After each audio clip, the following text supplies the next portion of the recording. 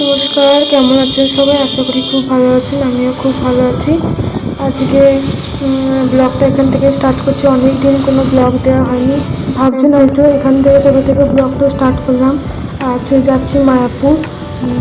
তো অর্ধেক রাস্তা প্রায় ফেলে এসেছি পেছনে। এবার আর কিছুটা রাস্তা গেলেই মায়াপুর পৌঁছে যাবো। যেতে দেখলাম দুপাশে শুধু মাঠ আর ধান গাছ সবুজ হয়ে আছে। তাই মনে হলো একবার ফোনটা অন করি। দেখুন কি সুন্দর লাগছে দেখতে, মানে গোটা সারা মাঠটা সবুজে ভরা, দেখতেও খুব সুন্দর লাগছে। অনেকটা পথ তো এলাম, এবার একটু দাঁড়ানো যাক। এই যে একটু ছায়া পেয়ে দাঁড়ালাম, গাছের তলাটায় বেশ ভালো লাগছে। অনেকক্ষণ রোদে বেরিয়েছি তো, পুরো একদম কী বলবো, রোদে একদম যাচ্ছে অবস্থা হয়ে গেছে। এবার গঙ্গাটা পেরোবো, গঙ্গাটা পেরোলেই তারপরেই মায়াপুর পৌঁছে যাবো। এই যে দাঁড়িয়েছি, ওরা সব গাড়িগুলো রাখছে। এই যে গঙ্গাটা মোটামুটি ভালোই জল আছে।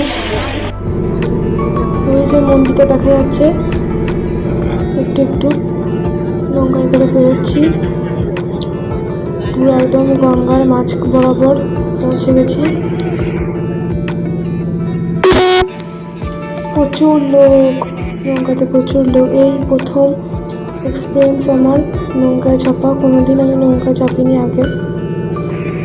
খুব ছোটোবেলায় একবার চেপেছিলাম, খুব একটা মনে নেই। এই যে মন্দিরটা দেখা যাচ্ছে, চলুন ওখানে গিয়ে আবার দেখা হচ্ছে।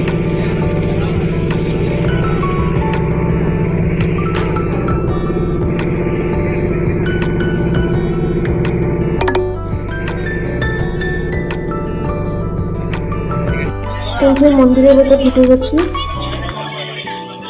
খুব বেশি দেখাতে পারিনি কারণ ওখানে ফোন অ্যালাউ করেনি, আর এই মন্দিরটা বন্ধ ছিল।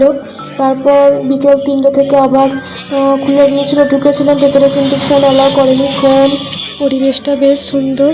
তবে আপনারা যদি কোনো দিন মায়াপুর বেড়াতে যান, তবে বিকেল বেরিয়ে রাতের দিকে যাবেন, তবে দেখতে আরও একটু ভালো লাগবে। আজ তবে এই পর্যন্ত থাক, আবার দেখা হবে অন্য কোনো একদিন অন্য কোনো ব্লগের সাথে। ধন্যবাদ।